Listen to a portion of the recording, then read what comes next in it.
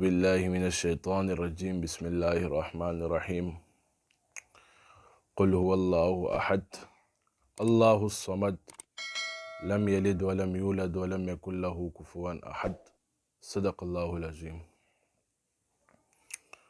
میرے انتہائی واجب الاحترام عزیز ساتھیوں، عزیز ناظرین کرام، انسان کی زندگی کا مقصد جو ہے وہ اللہ کو پانا ہے اور اللہ اور اس کے رسول نے جو طریقے بتائے ہیں اس پہ عمل کرنا ہے۔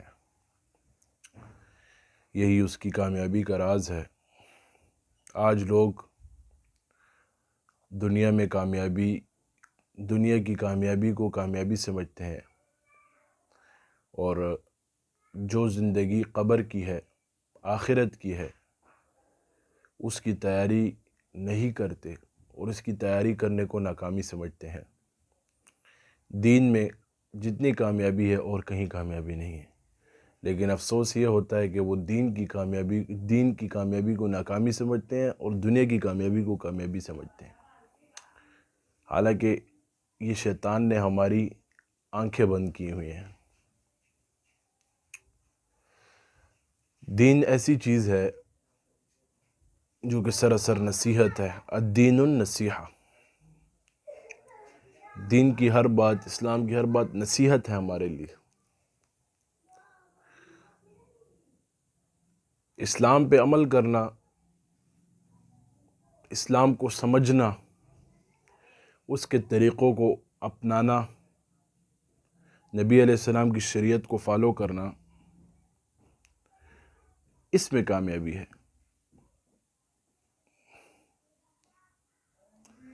اس دین کے لیے صحابہ کرام نے بہت قربانیاں دی ہیں، بہت مشقتیں اٹھائی ہیں،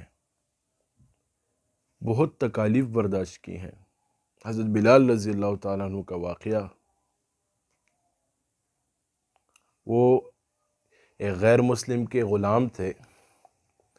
جب ان کو پتہ چلا کہ حضرت بلال نے اسلام قبول کر لیا تو اسے روزانہ مارتا تھا، ان کو روزانہ اذیتیں دیتا تھا، تکالیف پہنچاتا تھا، مصیبتوں میں گرتا تھا۔ اتنی تکالیف دیتے تھے، اتنی پریشانیاں دیتے تھے ان کو۔ مکے کے لڑکوں کو ان کے پیچھے کرتے تھے، ان کو کھینچا جاتا، گھسیٹا جاتا، گرم ریت کے اوپر ان کو لٹا دیا جاتا۔ وہ ریت ٹھنڈی کیسے ہوتی؟ ان کے جسم کی چربی مبارک پگھلتے پگھلتے، خون نکلتے وہ ریت ٹھنڈی ہو جاتی، کوئلوں پہ لٹایا جاتا، لیکن ان کے زبان مبارک پہ ایک ہی الفاظ ہوتے تھے، احد احد احد، کہ اللہ ایک ہے، اللہ ایک ہے، اللہ ایک ہے۔ لوگ تھک جاتے تکلیفیں دے دے کر، کبھی کس کا نمبر آتا، کبھی کس کا نمبر آتا، لیکن انہوں نے دین نہیں چھوڑا۔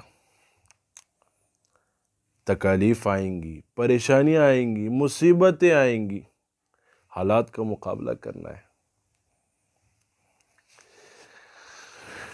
حالات کا مقابلہ کرو گے تو چلو گے۔ دنیا میں چھوٹے سے چھوٹا کام کرتے ہیں، مشقتیں اٹھا کر، تکالیف اٹھا کر کام کرتے ہیں۔ چھوٹی سی چھوٹی چیز لینے کے لیے جاتے ہیں، پہلے خود کے اپنے بال دیکھتے ہیں، ٹوپی پہنتے ہیں، پھر خود کو وہ کرتے ہیں، پھر نکلتے ہیں۔ اس کے لیے جب نکلتے ہیں وہ چیز خریدنے کے لیے، وہ لے کر آتے ہیں مشقت سے۔ کہیں آپ نے ایسا نہیں دیکھا ہوگا کہ میں یہاں بیٹھوں، میں سوچوں اور وہ چیز میرے سامنے آ جائے، نہیں، ایسے کبھی نہیں ہوا۔ یہ نہیں ہوا کہ میں سوچوں اور وہ چیز یہاں آ جائے، مجھے موصول ہو جائے، یہ کبھی نہیں ہوا۔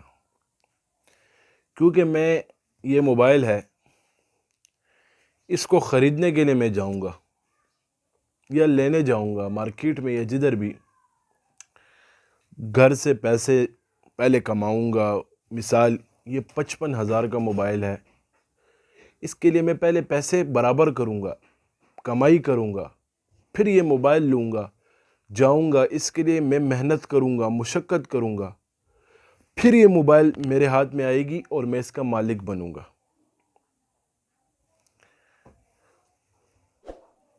تو دنیا کے لیے چھوٹے سے چھوٹے کام کرنے کے لیے ہم مشقتیں اٹھاتے ہیں، تکالیفیں اٹھاتے ہیں، پریشانیاں اٹھاتے ہیں، مصیبتیں اٹھاتے ہیں، لیکن دین کو ہلکا سمجھتے ہیں، ہلکا سمجھتے ہیں دین کو۔ تکالیف صحابہ نے اٹھائی ہیں دین کی خاطر، پھر ہمیں پہنچا ہے۔ آج دنیا کی خاطر ہم تکالیف اٹھاتے ہیں، لیکن اللہ اور اس کے رسول کی خاطر تکالیف نہیں اٹھاتے۔ آج کل تو تکالیف کا دور بھی نہیں ہے، آج کل الحمدللہ ثم الحمدللہ، بالخصوص ہمارے پاکستان میں اور پھر پوری دنیا میں دین اسلام اتنا پھیل چکا ہے کہ آپ کو میں کیا بتاؤں۔ افسوس کس بات پہ ہوتا ہے آج افسوس اسی بات پر ہوتا ہے کہ جو مولوی ہوتا ہے، عالم ہوتا ہے، اس کو حقیر سمجھا جاتا ہے معاشرے میں۔ اور میں آپ کو قسم اٹھا کے بولتا ہوں، واللہ باللہ ثم تاللہ اٹھا کے یہ قسم کھا کے بول رہا ہوں کہ انہی علماء کی قدر کرو، انہی علماء کا دامن پکڑو، مضبوطی سے تھامو، ان کی وجہ سے دنیا آباد ہے۔ یہ علماء نہ ہو دنیا نہیں ہوگی، اللہ اللہ کہنے والا زمین پر نہ ہو دنیا نہیں ہوگی۔ زندگی بسر کرو لیکن کسی صلحاء کی صحبت میں بسر کرو۔ قرآن اللہ کی کتاب ہے، لیکن استاد کے بغیر نہیں سیکھی جاتی۔ اسی طرح یہ دین کا راستہ جو ہے، تصوف کا راستہ جو ہے، یہ اللہ کا راستہ ہے، لیکن استاد کے بغیر نہیں سیکھا جاتا۔ اپنے نفس پہ محنت کرو، اس کو غلط کاموں سے روکو، تزکیہ کرو، اپنا تزکیہ کرو۔ اللہ نے ہمیں کس کام کے لیے بھیجا ہے اور ہم کر رہے کیا ہیں؟ کتنی تکالیف اٹھائی ہیں صحابہ کرام رضوان اللہ علیہم اجمعین نے اسی دین کی خاطر، ہم تک پہنچانے کی خاطر، اور یہ دین پھر ہمارے تک پہنچا ہے۔ آج قدر اس چیز کی قدر ہوتی ہے جو مشقت سے ملے۔ آج ہمیں مشقت سے دین ملا نہیں ہے۔ مشقت کیا ہوتی ہے؟ میں نے آپ کو ابھی تھوڑی دیر پہلے بھی اس بیان میں ہی بتا دیا کہ ایک چیز لینے کے لیے آپ لوگ جاتے ہیں، اس کے لیے مشقت کرتے ہیں۔ اچھا میں آپ کو بتاتا ہوں، آج دنیا میں کدھر جاب لگ جائے، ڈیوٹی لگ جائے، 7 بجے کا وقت ہو، آپ کی جاب کا 1 بجے چھٹی ہو، 7 بجے تو آپ کی جاب ہوگی، میں مانتا ہوں، لیکن آپ 7:01 پر جائیں گے، آپ کی جاب میں کٹوتی ہوتی ہے۔ آپ 7:05 پہ جائیں، آپ کی جاب میں کٹوتی ہوتی ہے۔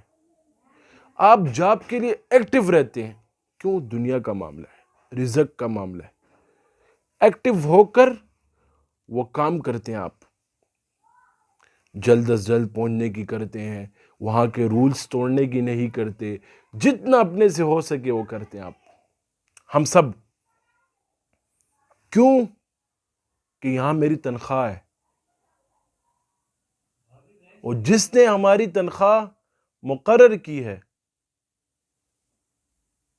اس کی تو ہم بہت عزت کرتے ہیں، بہت حوصلہ افزائی، اس سے ملنا، اس کی کہ ایسا ہم سے وہ قدم نہ اٹھایا جائے کہ یہ ناراض نہ ہو جائے، اس کا دل نہ دکھ جائے، اس کا دل نہ ٹوٹے کہیں ہم سے۔ ہمارے کولیگ جو سینئر ہوتے ہیں، ان کی ہم سے بے ادبی نہ ہو جائے۔ لیکن میں آپ کو آگے مثال دیتا ہوں، ہم نماز کس طریقے سے پڑھتے ہیں، کپڑے جس طرح پہنے ہو پہن لیے، شادی میں اس کپڑوں میں ہم نہیں جاتے، نئے کپڑوں میں جاتے ہیں، اچھے سے اچھے کپڑے پہن کے جاتے ہیں، لیکن نماز کا وقت ہوتا ہے تو ہر قسم کے کپڑے پہن لیتے ہیں۔ یار آپ شادی میں جاتے ہو، دولہے سے صرف ملتے ہو، اور آج آپ کو کوئی ایم پی اے بلائے یا ایم این اے بلائے یا سینیٹر بلائے، آپ سوٹڈ بوٹڈ ہو کر، سپرے لگا کر، اچھی گھڑی پہن کر اس سے ملاقات کے لیے جاتے ہو۔ ایم پی اے بھی محتاج، ایم این اے بھی محتاج، سینیٹر بھی محتاج ہے، لیکن جو رب کائنات ہے، جو مالک الملک ہے، ذوالجلال والاکرام ہے، اس کے سامنے کھڑے ہوتے ہیں تو اس طریقے سے کھڑے ہوتے ہیں، کپڑے ٹھیک نہیں ہوتے، میلے کپڑے ہوتے ہیں، ٹوپی ٹھیک نہیں ہوتی، ٹوپی پہنی نہ پہنی، ٹوپی نہ پہننا بے ادبی ہے، اور ٹوپی مستقل سنت ہے، اور ہم وہ نہیں کرتے۔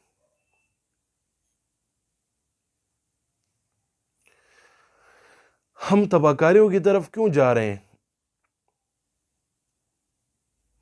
فرمایا، ایک حدیث کا مفہوم ہے، صحابہ کرام رضوان اللہ علیہم اجمعین مسجد میں بیٹھے تھے، ہنس رہے تھے تو ان کے دانت مبارک نظر آ رہے تھے، تو نبی علیہ السلام اچانک آ گئے۔ حدیث شریف کا مفہوم ہے، نبی علیہ السلام نے کیا فرمایا، اگر تم لوگوں کو قبر یاد ہو تو میں تمہارے چہرے پر ایسے مسکراہٹ نہ دیکھوں۔ آج ہم سے قبر بھولی ہوئی ہے۔ وہ صحابہ جن کا قرآن میں تذکر آیا ہوا ہے، رضی اللہ عنہم و رضوا عنہ،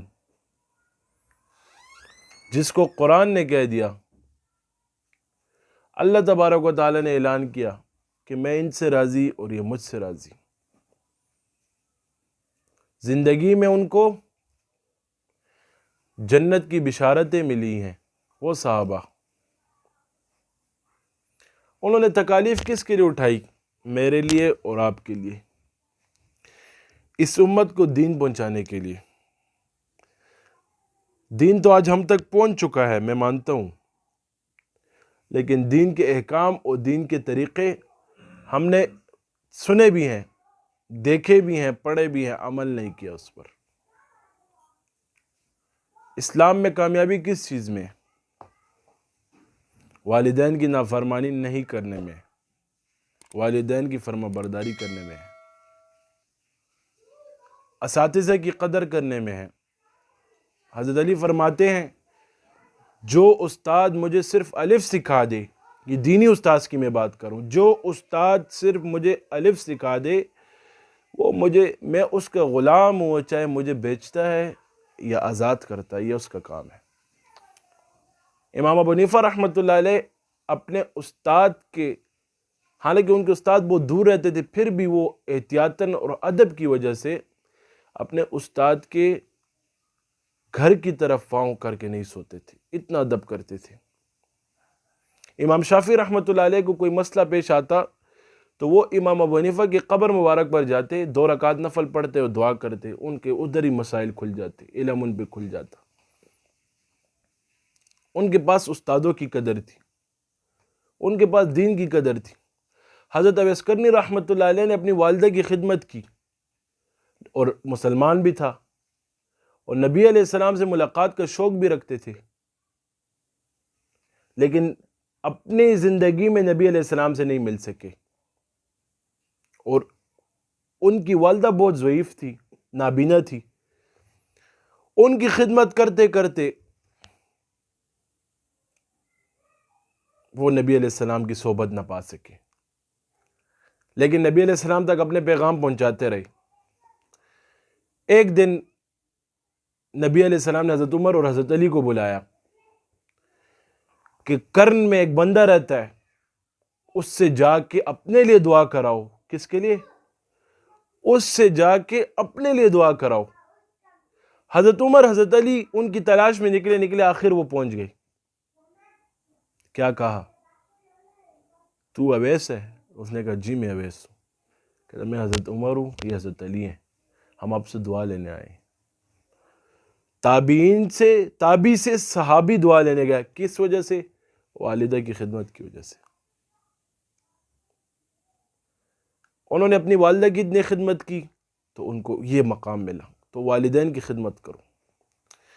جنت کس چیز میں؟ والدہ کے پاؤں کے نیچے.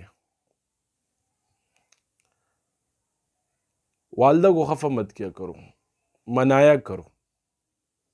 دین کے کام میں ان سے ناراضگی خود اختیار کرو، اس کو ناراض مت کرو. وہ آپ بچوں کو میں تربیت بات کرنا چاہتا ہوں، آپ اس سے دین کے معاملے میں نماز نہ پڑھے، کوئی ایسے کام ہو جو دین کے خلاف ہو، آپ اس سے خود ناراضگی اختیار کرو. اسے بولو کہ یہ کام مت کرو. طریقے سے، پیار سے، محبت سے کرو. والد صاحب کی خدمت کرو، اپنے والدین کی خدمت کرو، ان کا دل آزاری مت کرو. تو دین جو ہے سراسر نصیحت ہے. فرمایا عبادت کرنے سے جنت ملتی ہے اور خدمت کرنے سے اللہ ملتا ہے. خدمت کی طرف توجہ ہونی چاہیے ہماری. انسان کسی نہ کسی مرتبے پر فائز ہوتا ہے تو کسی کی دعا کی وجہ سے ہوتا ہے، اپنی قسمت کو لے کر ہوتا ہے. جب اپنی قسمت کو لے کر ہوتا ہے، والدین کی دعائیں، اساتذہ کی دعائیں، اپنے شیوخ کی دعائیں جب لیتا ہے تو اس کا وہ مرتبہ، مقام جو ہوتا ہے وہ تقویت والا ہو جاتا ہے، ایک قوت اپنا لیتا ہے. تو دعائیں لوگوں سے لیا کرو، کسی کا دل آزاری مت کرو. قبر کی منزلیں جو ہیں یہ بہت مشکل منزلیں ہیں، اس کو ہر کوئی سمجھنے والا نہیں ہے. فرمایا مردے تو بول نہیں سکتے. اگر مردوں کو پتہ چلے، اور مردے اگر بتانا چاہیں تو ہمیں یہی کہیں گے کہ ایک ایک منٹ، ایک ایک وقت، ایک ایک سیکنڈ آپ لوگوں کی قیمتی ہے، اس کو فضول مت ضائع کرو. قبر میں ڈگریاں بکار نہیں آئیں گی. قبر میں اعمال بکار آئیں گے. پیسے قبر میں نہیں جاتے، اعمال قبر میں جاتے ہیں. حلال مال کھاؤ، حرام سے بچو، پاکیزہ مال کھاؤ. میں فیس بک پر ایک پوسٹ پڑھ رہا تھا، اس میں لکھا تھا کہ جو بندہ حرام مال کھاتا ہے اس کی اولاد پر اس کا اثر پڑتا ہے، اولاد بغیرت ہوتی ہے اس کی، نحوست پڑتی ہے، احساس کا مادہ ختم ہو جاتا ہے. 1 روپے ہو حلال کا ہو، 10 روپے ہو، مجھے نہیں چاہیے حرام کے. یہ عقیدہ بننا چاہیے ہمارا. تو یہ عقائد کیسے بنیں گے؟ یہ محنت کیسے حاصل ہوگی؟ علماء کی صحبت میں بیٹھ کر، اولیاء کی صحبت میں بیٹھ کر. صحابہ کرام رضوان اللہ علیہم اجمعین زمانہ جاہلیت میں کیا تھے اور جب ایمان لے آیا پھر کیا تھے. تو اپنے ماضی کو چھوڑو. ماضی میں جو گناہ ہوئے کوئی اللہ بس معاف کر دے، آئندہ میں گناہ نہیں کروں گا. نبی علیہ السلام کی مجلس لگی ہوئی ہے،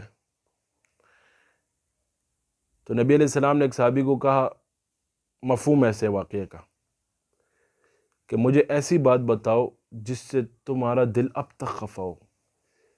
تو ایک صحابی نے کہا، یا رسول اللہ صلی اللہ علیہ وسلم، آپ اس بات سننے کو تیار ہوں گے؟ تو نبی علیہ السلام نے فرمایا، جی میں تیار ہوں. پھر پوچھا، یا رسول اللہ صلی اللہ علیہ وسلم، آپ اس بات سننے کو تیار ہوں گے؟ 3 بار پوچھا. نبی علیہ السلام نے فرمایا جی. اس نے کہا، میں جا رہا تھا، میری بیوی کے پیٹ میں حمل تھا، میں سفر پہ جا رہا تھا تو میرا آنا 6-7 مہینے بعد تھا. تو زمانہ جاہلیت تھی، بچیوں کو درگور کرنا تھا، قبر میں دفن کرنا تھا، قبر میں دفن کرنے والے وقت تھے.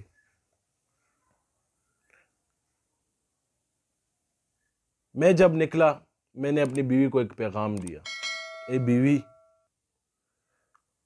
اگر یہ بچی ہو اس کو قتل کر کے دفن کر دینا، اور اگر بچہ ہو تو اس کو پال دینا، اس کی پرورش کرنا. بیوی نے مجھے نہیں بتایا. میں 6 ماہ کے سفر کے بعد واپس آیا. بیوی نے اس ڈر سے میری بیٹی کو اپنی بہن کے گھر بھیج دیا اولاد کی پرورش کے لیے. 6 ماہ گزر، میں آیا، میں نے کہا کیا بنا اس بچے کا؟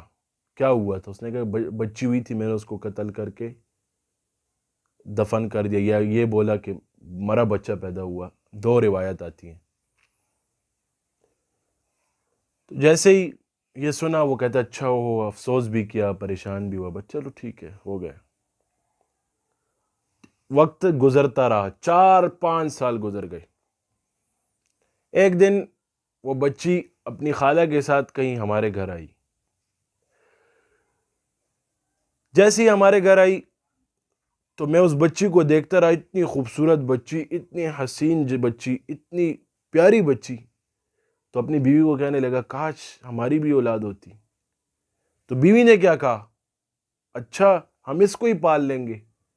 ایک وہ بنا رہی تھی، تمہید بنا رہی تھی بچانے کے لیے۔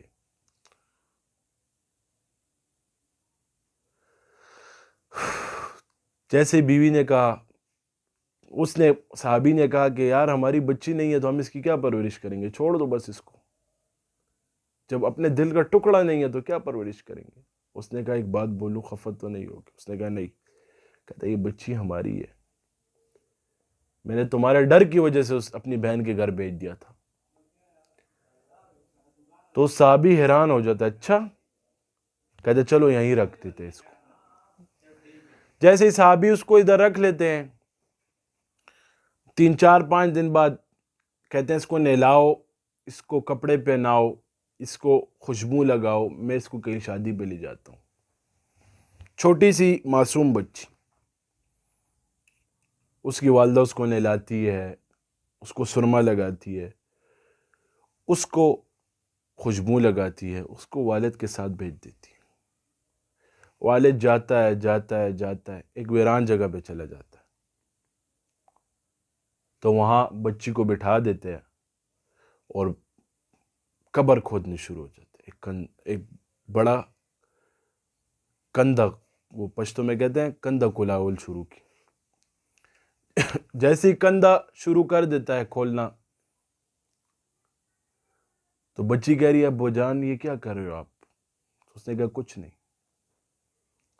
اب اس کی آنکھوں میں آنسو بھی ہیں، کتنی پیاری بچی ہے، لیکن اس کو اپنا نفس اجازت نہیں دے رہا۔ کیوں؟ زمانہ جاہلیت تھی۔ کیا تھی؟ زمانہ جاہلیت تھی۔ جیسے ہی قبر کھودی جاتی ہے، اس بچی کو دھکا دے کے قبر میں پھینک دیتا ہے۔ بچی نیچے سے آواز مارتی ہے ابو جان میرا کیا قصور تھا؟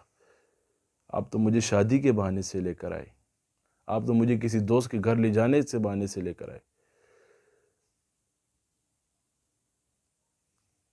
تو کہتے ہیں میں اس بچی پہ اینٹیں پھینکتا رہا، میں اس بچی پہ مٹی ڈالتا رہا، اس حد تک کہ قبر بند ہو گئی۔ تو آپ علیہ السلام اس مجلس میں رو رہے تھے، زار و قطار، تمام صحابہ بھی رو رہے تھے۔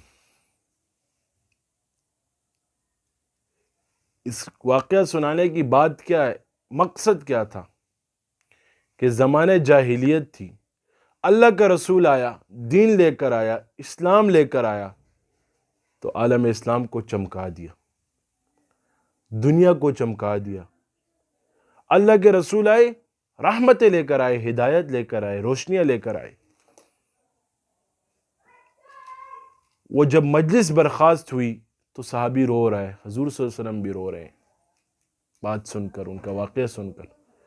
یعنی اتنے جاہل لوگ تھے اس وقت کے، جب جہالت عروج پر تھی تو یہ واقعات ہوتے تھے، ایسے واقعات ہوتے تھے۔ اتنے جاہل لوگ تھے۔ یثرب کہا جاتا تھا، بیماریوں والا شہر۔ مکہ نام نہیں تھا، کیا نام تھا؟ یثرب، بیماریوں والا شہر۔ تو اللہ کے رسول آئے، صحابہ آئے، سارا یثرب سے مکہ کر دیا، وہ مکہ سے مدینہ ہوا، مدینہ ہوا محبتوں والا شہر۔ کیا؟ بیماریوں والے شہر سے محبتوں والے شہر پہ بات پلٹ گئی۔ تو میری بات کہنے کا مقصد اور غرض یہی تھی کہ اللہ اور اس کے رسول کو اپناؤ، ان کے طریقوں کو اپناؤ، ان کے دین اور ان کے بتائی ہوئے شریعت کے ساتھ چپک جاؤ۔ حضرت عمر رضی اللہ تعالیٰ عنہ بیٹھے ہوئے ایک اس میں، حضرت عمر رضی اللہ تعالیٰ عنہ ابھی بیٹھے ہوئے، اور حضرت عمر رضی اللہ عنہ پہلوان تھے، بہت روب رکھتے تھے، ایمان لانے سے پہلے بھی بہت روبدار شخصیت تھے۔ تو کافروں کے بڑے نے کہا، سردار نے کہا کہ نعوذ باللہ محمد صلی اللہ علیہ وسلم کو کون قتل کرے گا؟ تو حضرت عمر رضی اللہ عنہ ہاتھ اٹھایا، میں قتل کروں گا۔ ابھی لوگ ان کو دبا رہے ہیں، ایک بار، دو بار، تیسری بار پھر بولا میں قتل کروں گا، نعوذ باللہ۔ کیا کہا؟ میں قتل کروں گا، نعوذ باللہ من ذالک۔ تو کافروں کے بڑے نے کہا کہ مجھے تم سے یہی امید تھی، مجھے تم سے یہی توقع تھی، کیونکہ تمہارے علاوہ یہ کام اور کوئی نہیں کر سکتا، تمہارے علاوہ یہ کام، کیونکہ تمہیں روب ملا ہے، دبدبہ ملا ہوا ہے۔ حضرت عمر نکلے تلوار لے کر، راستے میں کوئی ملا، کہتا کہاں جا رہے عمر؟ غصے میں کہتا میں محمد صلی اللہ علیہ وسلم کو قتل کرنے جا رہا ہوں۔ تو اس نے کہا پہلے اپنی بہن اور اپنے بہنوئی کو تو صحیح کر لو۔ کیا کہا؟ پہلے اپنی بہن اور اپنے بہنوئی کو تو ٹھیک کر لو، پھر جاؤ۔ انہوں نے یہ سنا اور بھی غصے میں آ گئے، اپنی بہن کے گھر گئے۔ جیسے ہی اپنی بہن کے گھر پہنچے تو وہ قرآن کی تلاوت کر رہی تھی، اس کا بہنوئی بھی کر رہا تھا، حضرت عمر کو یہ بھی کر رہے تھے۔ تلاوت جیسے ہی کر رہے تھے تو وہ حضرت عمر نے زور سے دروازہ کھٹکھٹایا تو یہ سہم گئی، اس نے قرآن کے کچھ صحیفے بند کر کے سائڈ پہ کر دی، جلدی سے دروازہ کھول لیا۔ حضرت عمر نے کہا کیا کر رہے تھے آپ لوگ؟ اس حد تک اپنے بہنوئی کو مارا، اس کا خون بھی نکلنے شروع ہو گیا ہونٹ سے۔ کیا ہوا؟ خون بھی نکلنے شروع ہو گیا۔ کہ کیا کر رہے تھے بتاؤ؟ بہن نے کہا بہن کو بھی مارا۔ پھر کہا مجھے بتاؤ آپ لوگ کیا کر رہے تھے، کیا پڑھ رہے تھے؟ آواز آ رہی تھی مجھے۔ اس نے کہا اے عمر تو ناپاک ہے۔ کیا ہے؟ تو ناپاک ہے، جاؤ غسل کر کے آؤ، میں پھر تمہیں سناؤں گی کیا کر۔ حضرت عمر نے تو جلالی انسان تھے، انہوں نے نہیں مانا، پھر مارا، پھر کہا، آخر وہ بھی اڑ گئی، یہ بھی اڑ گئے، وہ جا کے غسل کر کے آ گئے۔ تو قرآن کی آیت سنائے، اننی ان اللہ، غالباً یہی آیات تھی سورہ طٰہٰ کی، لا الہ الا انا فاعبدنی۔ یہ آیات سنائی، حضرت عمر رونے شروع ہو گئی، دل نرم ہو گیا۔ کہتا ہے قرآن پتھر دل تو چھوڑو، پہاڑوں کو پگھلا دیتا ہے۔ کیا کرتا ہے؟ قرآن پہاڑوں کو پگھلا دیتا ہے۔ تو حضرت عمر نے جیسے ہی یہ آیات سنی تو کہا مجھے لے جاؤ نبی علیہ السلام کے دربار میں ایمان لانا چاہتا ہوں۔ جیسے ہی نبی علیہ السلام کے دربار گئے تمام صحابہ کھڑے ہو گئے، کیونکہ صحابہ کو اطلاع مل گئی تھی کہ یہ نبی علیہ السلام کو نعوذ باللہ قتل کرنے آیا ہوا ہے۔ تو جیسے ہی حضرت عمر اندر گھسے، حجرہ مبارک کا دروازہ کھلا تو صحابہ کرام رضوان اللہ اجمعین تیر کمان لے کر، کوئی تلواریں اٹھا کر کھڑے ہو گئے۔ نبی علیہ السلام نے کہا نیچے رکھو، آج عمر صدق کے دل سے آیا ہے، آج عمر اللہ کو پا کے آیا ہے۔ جب آیا تو کلمہ پڑھ لیا، حضور صلی اللہ علیہ وسلم نے کلمہ، حضور صلی اللہ علیہ وسلم نے فرمایا رات کو میں نے دعا کی تھی کہ اللہ یا عمر بن ہشام دے دے یا عمر بن خطاب دے دے، عمر بن ہشام ابو جہل، اللہ نے تجھے مجھے دیا۔ یہ اللہ کی حضور صلی اللہ علیہ وسلم کی مراد ہے حضرت عمر رضی اللہ تعالیٰ عنہ۔ جیسے ہی کلمہ پڑھ لیا تو نماز کا وقت ہو گیا، نماز پڑھنے لگے، حجرے میں گیٹ بند ہوا تو حضرت عمر رضی اللہ عنہ نے فرمایا نماز یہاں پڑھیں گے تو مکے میں کیوں نہیں پڑھیں گے؟ تو حضور صلی اللہ علیہ وسلم نے فرمایا کافر ہوتے ہیں۔ تو حضرت عمر نے تلوار نکال کر کہا، کیا کہا؟ تلوار نکال کر کہا کہ عمر کے ہوتے ہوئے ہم یہاں نماز پڑھیں گے؟ سب کو مکے لے گئے، مکے میں نماز شروع کر دی۔ اتنا روب اور اتنا ولولہ دیا تھا۔ حضور صلی اللہ علیہ وسلم نے کیا فرمایا؟ لو کان بعد نبی لکان عمر بن خطاب رضی اللہ تعالیٰ عنہ۔ اس حدیث کا مطلب کیا ہے؟ میرے بعد اگر کوئی نبی آتا تو کون آتا؟ عمر آتا۔ وہ عمر جس راستے سے بھی گزرتے تھے اس راستے پر شیطان نہیں گزرتا تھا۔ وہ عمر جس کو 22 لاکھ مربع میل پہ حکومت ملی تھی، وہ عمر جس سے شیطان ڈرتا تھا، یہ عمر رضی اللہ تعالیٰ عنہ تھے۔ حضرت عمر کو کسی نے کہا آپ کی وجہ سے دین چمک گیا، اسلام چمک گیا۔ حضرت عمر نے کہا نہیں، غصہ ہو کر، نہیں، میری وجہ سے دین اسلام نہیں چمکا، میں اسلام کے ساتھ چمڑ گیا، اسلام نے مجھے چمکا دیا۔ میں نے واقعہ پچھلے بیان میں بھی سنایا تھا، حضرت عمر رضی اللہ تعالیٰ عنہ کے ساتھ صحابہ کرام جا رہے تھے ایک جگہ پر، حضرت عمر رضی اللہ تعالیٰ عنہ وہاں رک گئے، وہاں جیسے ہی رکے نماز پڑھی، روئے، زوروں قطار روئے۔ تو صحابہ کرام رضوان اللہ علیہ مجمعین نے فرمایا، اے عمر، اے امیر المومنین، آپ کے ساتھ ہم نے بہت سفر کیا، آپ کبھی نہیں روئے، آج جس مقام پر کیوں روئے ہیں؟ حضرت عمر رضی اللہ تعالیٰ نے فرمایا کہ میں وہ عمر تھا کہ جب میں زمانہ جاہلیت تھی، میرے والد مجھے اونٹ دیتے تھے کہ یہ اونٹ جاؤ، ان کو چراؤ، کیا کرو، اس اونٹ کو چراؤ۔ مجھے 10 یا 12 مثال کے طور اونٹ دیتے تھے، تو رات مجھ سے اونٹ بھاگ جاتے تھے۔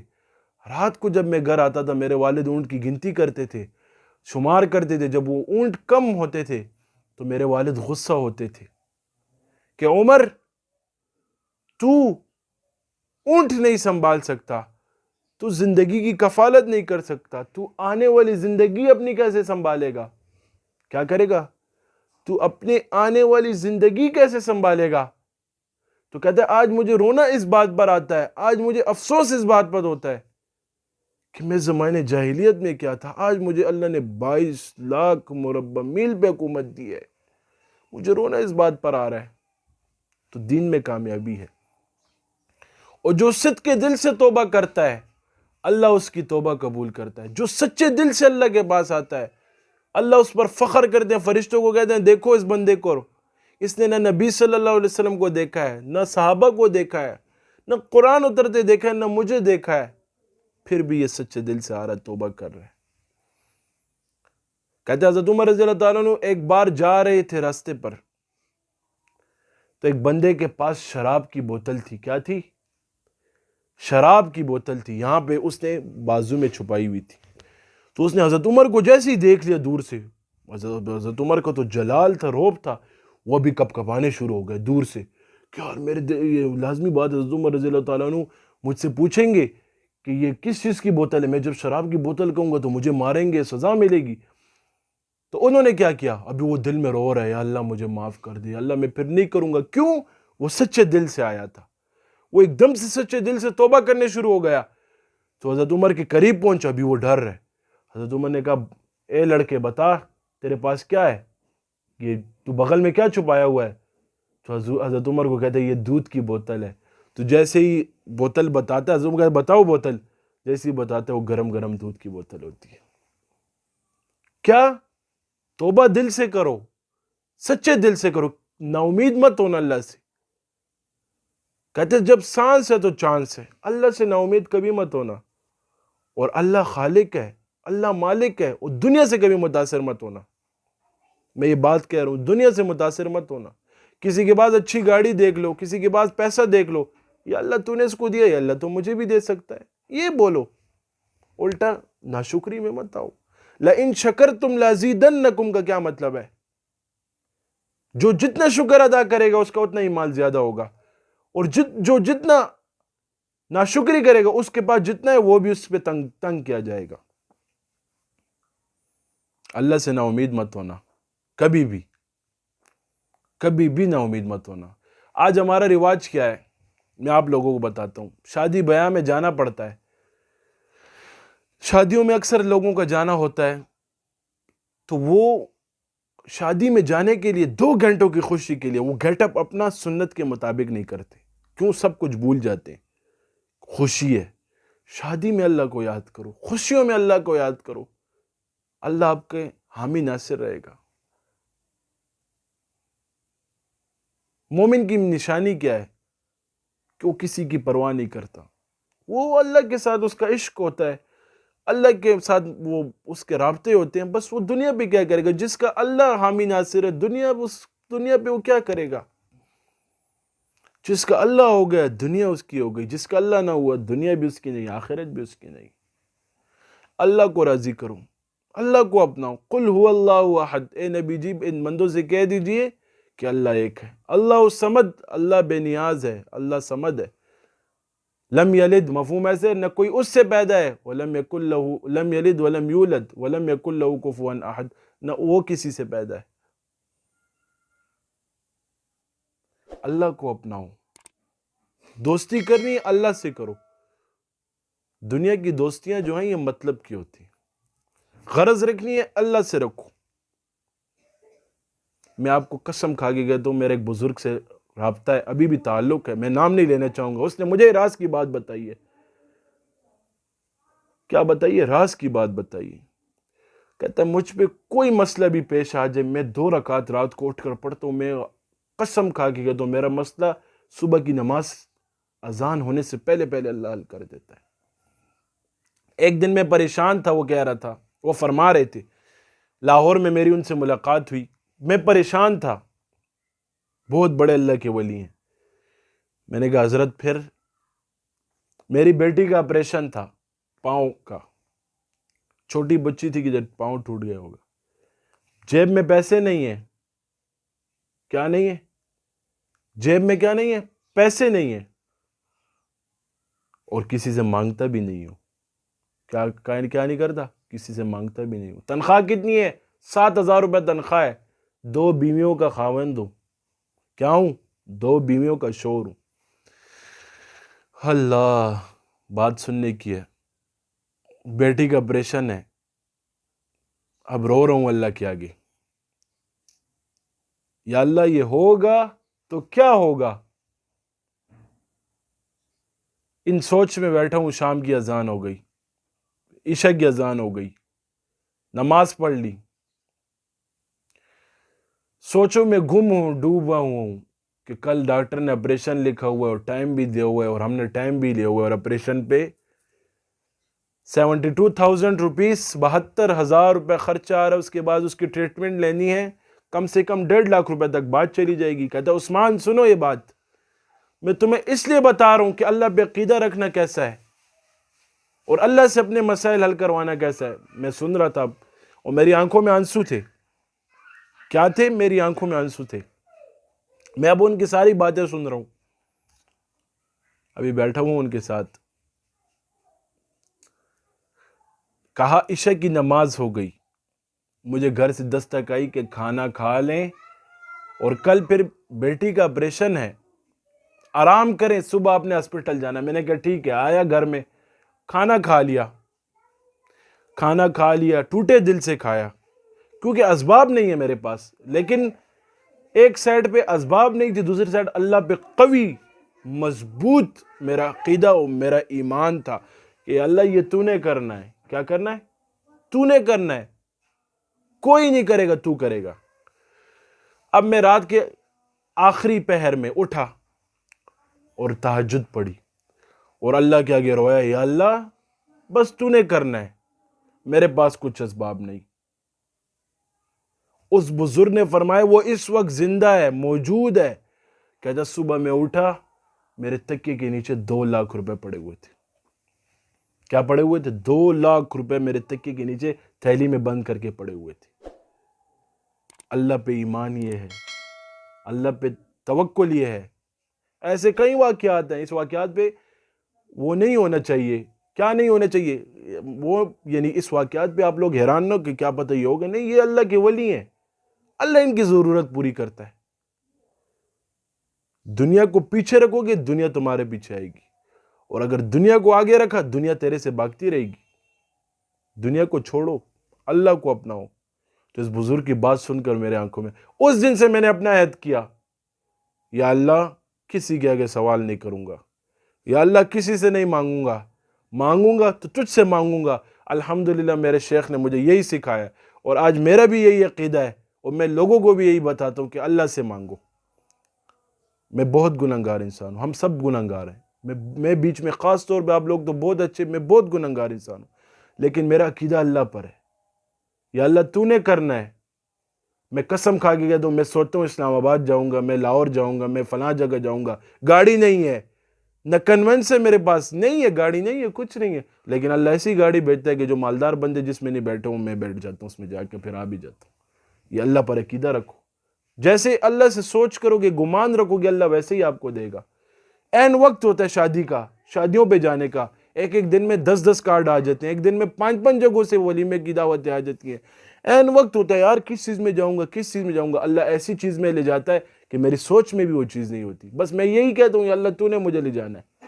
تو اللہ پر عقیدہ رکھو مضبوط، اللہ سے توبہ کرتے رہا کرو، معافی مانگو اپنے گناہوں پر، نا امید مت ہو یا اللہ گناہ ہو گئے، خلق الانسان ضعیفا، انسان ضعیف ہے، مجھے معاف کر، مجھے معاف کر دے اللہ، میرے حالات پہ رحم کر، یا اللہ قیامت کی شرمندگیوں سے مجھے بچا۔ یہ دعا کرو، قبر میں حضور صلی اللہ علیہ وسلم کی شفاعت نصیب ہو۔ قبر میں حضور صلی اللہ علیہ وسلم کی پہچان کیسے نصیب ہوگی؟ جب چہرہ سنت کے مطابق ہوگا، زندگی سنت کے مطابق ہوگی، لباس سنت کے مطابق ہوگا، تب یہ زندگی ہماری اچھی گزرے گی۔ اللہ تبارک و تعالی ہم سب کو ان باتوں پر عمل کرنے کی توفیق نصیب فرمائے۔ وآخر دعوانا ان الحمدللہ رب العالمین۔ جزاک اللہ۔